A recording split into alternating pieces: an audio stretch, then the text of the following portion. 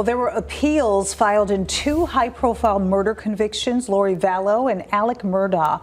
Vallow is awaiting extradition to Arizona from Idaho after being convicted of killing her two kids.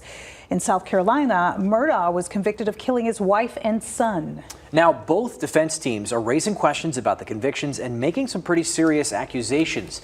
True Crime Arizona's Brianna Whitney is here with a closer look at their appeals and the likelihood that either case could succeed. Yeah, this is interesting. There are some wild details here. It wasn't necessarily surprising that appeals were filed in these big murder trials. That's pretty typical. But in the Lori Vallow and Alex Murdaugh cases, their attorneys are alleging completely different things, but both with the same goal: to get the convictions reversed. These two wild cases have drawn worldwide attention, and these new details and accusations are no different. Convicted family murderers Lori Vallow and Alex Murdaugh both back in the spotlight Tuesday. This time, their defense teams appealing their convictions. It's just throwing against the wall and seeing what'll stick. Phoenix criminal defense attorney Jason Lamb breaking down both developments Tuesday. The state versus Richard Alexander Murdaugh. That could impact the outcome of two of the most high-profile murder cases in the country. Lori Vallow was convicted of killing her two kids, Tylee Ryan and JJ Vallow, and sentenced to life in prison without parole, now awaiting extradition to Arizona to face more conspiracy murder charges. According to the notice of appeal, her attorneys are bringing up several issues, including her mental competency, speedy trial rights, and evidence. The issues that she raises are certainly viable. However, appellate courts in Arizona, in Idaho, they give great deference to the trial court. Because of that, Lamb says her attorneys would need to show the judge got it wrong during trial. What that really means for Lori Vallow is a very uphill battle on appeal. And that may be a similar feat for South Carolina's Alex Murdaugh, the former personal injury attorney convicted of killing his wife and one of his sons. But his appeal comes with even more salacious allegations from his defense team. Everything in those affidavits is serious.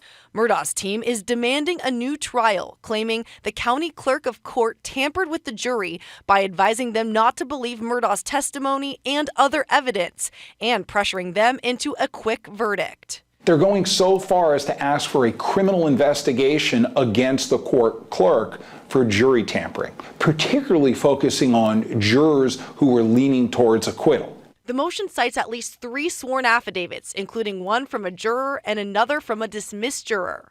It would be an absolute travesty of justice and a mockery of the judicial system if, in fact, the clerk did it. It is an absolute outside chance that something like this occurred. Lamb says based on the motion, Murdaugh's attorneys feel they have enough to bring it to the court's attention, but they'll have a lot they need to prove beyond the flashy headline. Whether or not that carries their burden of proof to the trial court, to the appellate court, in showing that there was some sort of harm or prejudice to Alex Murdaugh's rights, that's a whole other story. The South Carolina Attorney General said they will review the motion Murdaugh's defense team made and respond through the legal process at the appropriate time. As for Lori Vallow, we don't know if her appellate case could be delayed because as of now, Arizona plans to extradite her here to face murder conspiracy charges in the death of her 4th husband, Charles Vallow, and attempted murder of her niece's ex-husband, Brandon Boudreaux. We'll have to see how this all plays out. One thing that was interesting, though, in Vallow's notice of appeal, it lists out word by word, detail by detail, all of the things they're appealing for. Usually in Arizona, Jason Lamb was saying, you don't see all of that listed out. Right. You just get the notice of intent to appeal or an appeal, but you don't see all the details. So that was interesting and a little bit different here. Another thing that's interesting is this clerk in the other case in question. A book just came out today that she wrote. Not today. It was about a month ago that it came out. Yeah, but that book is in question as part of what the defense team is saying, that there was things in there that shouldn't have been in there, and this is all related to this alleged tampering with the jury. So that's interesting too. And that book came out quick. I mean, that trial just happened. Even if it's not cause to overturn the conviction, it does seem highly unusual to have a clerk write a book. Conflict of interest for sure. You know, usually if you're seeing a book, it's coming from investigators, detectives, family, maybe attorney, family, maybe even the judge. But I don't think I've seen a court clerk come out with a book. So that's a big talker among that case as well. I bet. Yeah. So, Interesting lots stuff. to come. All right, Brianna, thank you. Yeah.